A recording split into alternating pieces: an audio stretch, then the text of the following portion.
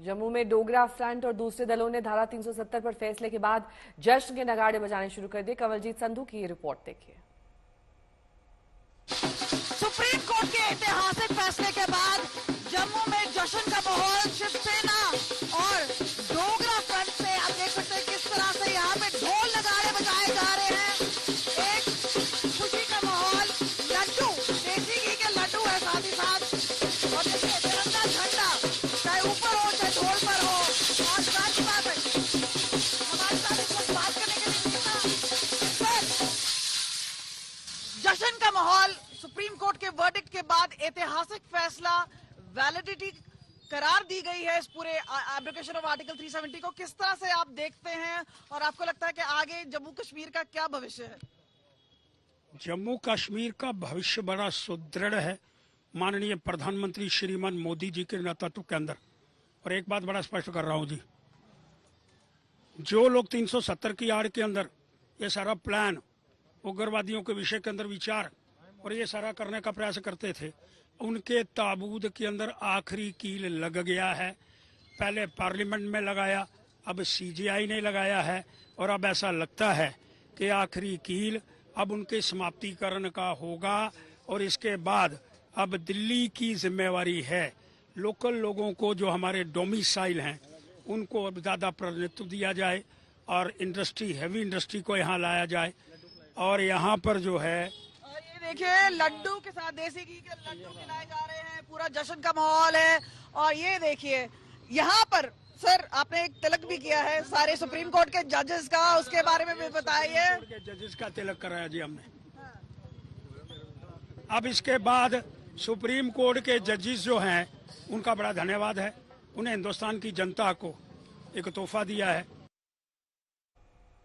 अशरफ वानी मेरे सहयोगी इस वक्त जुड़ गए हैं तमाम जानकारी के साथ। अशरफ देखिए, अब जाहिर तौर पर ये जम्मू कश्मीर के नागरिकों के लिए भी एक बड़ा फैसला है। रोजगार के अवसर वहां पर बढ़ेंगे, इंडस्ट्रीज आ सकेंगी। जो लोग पहले गुरेज करते थे वहां पर किसी तरह के एस्टैब्लिशमेंट से, वो अब प्रोत्साहित हो सकेंगे। बिल्कुल, कहीं ना कहीं जो है अब उसी दिशा में चीजें बढ़ रही है, क्योंकि हमने देखा कि जब से देश आजाद हुआ है, जब से जम्मू कश्मीर का विलय देश के साथ हुआ था, यहाँ के स्थानीय राजनीतिक दलों के लिए 370 का जो मुद्दा था वो राजनीति पर हावी होता था। लेकिन अब कहीं ना कहीं इस पर भी विराम लगेगा, क्योंकि सुप्रीम कोर्ट की तरफ से आज का फैसला आ जाने के बाद अब ये साफ हो गया है कि 5 अगस्त 2019 को जो केंद्र सरकार ने फैसला जम्मू कश्मीर को लेकर लिया था वो सही था और उसको मान्य ठहराया है सुप्रीम कोर्ट ने।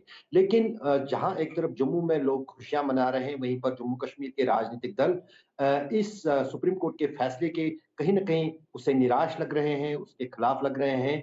जैसे आपने अभी कुछ देर पहले महबूबा मुफ्ती का सुना, उन्होंने ट्वीट पर अपना वीडियो जारी करते हुए कहा कि उनकी आशा जो है अभी भी खत्म नहीं हुई है, वो अपने हक के लिए लड़ते रहेंगे। लेकिन जम्मू कश्मीर की जनता के लिए जो 2-3 चीजें साफ हो गई, एक तो जो पिछले कई सालों से यहाँ के आम लोगों और राजनीतिक दलों की मांग चल रही थी कि एक चुनी हुई सरकार जम्मू कश्मीर में सामने आए, उसके लिए भी जो है बादल छट गए हैं। सुप्रीम कोर्ट की तरफ से साफ किया गया है कि सितंबर 2024 तक जम्मू कश्मीर के विधानसभा चुनाव हो जाएंगे। और दूसरी तरफ जो केंद्र सरकार ने अनुच्छेद 370 हटाने के वक्त भरोसा दिया था जम्मू कश्मीर की जनता को कि राज्य का दर्जा जो है जम्मू कश्मीर को वापस मिलेगा, उसकी दिशा में भी सुप्रीम कोर्ट की तरफ से जो कहा गया है उस पे लग रहा है कि कहीं ना कहीं केंद्र सरकार भी मन बना चुकी है। लेकिन अब ये दिलचस्प देखना होगा कि जम्मू कश्मीर में क्या लोकसभा चुनावों के साथ ही विधानसभा चुनाव होते हैं, क्या ये राज्य का गठन होने के बाद चुनाव कराए जाते हैं या उससे पहले कराए जाते हैं।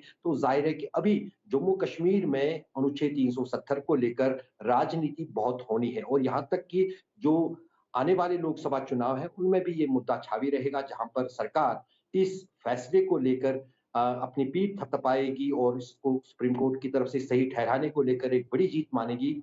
वहीं पर विपक्ष की तरफ से एक बार फिर जो है, खासतौर से इंडिया गठबंधन जिसमें जम्मू कश्मीर के सभी प्रमुख राजनीतिक दल हिस्सा हैं, वो ये कोशिश करेंगे कि जम्मू कश्मीर में जब विधानसभा चुनाव होते हैं तो कुछ जो चीजें छीनी है जम्मू कश्मीर के लोगों से, जैसे कि जमीन के अधिकार का मुद्दा हो या फिर रोजगार का मुद्दा हो, उस पर कोई नया कानून जम्मू कश्मीर में या केंद्र में लाया जाए। लौटूंगी आपके पास अशरफ, बने रहिएगा हमारे साथ, क्योंकि इस बीच ये फैसला ऐतिहासिक माना जा रहा है। सीजीआई की 5 जजों की बेंच ने क्या कुछ आज फैसले में कहा, ये आपको विस्तार से दिखा देते हैं कि आज सुबह ये फैसला पढ़ना 5 जजों की बेंच ने शुरू किया था। चीफ जस्टिस ने क्या कुछ कहा है, सुनिए। We have held that Article 370 is a temporary provision on a reading of the historical context in which it was included. Article 370 was introduced to serve two purposes. First, the transitional purpose to provide for an interim arrangement until the Constituent Assembly of the state was formed and could take a decision on the legislative competence of the Union on matters other than the ones stipulated in the instrument of accession and ratify the Constitution. And second, a temporary purpose, an interim arrangement in view of the special circumstances because of the war conditions in the state.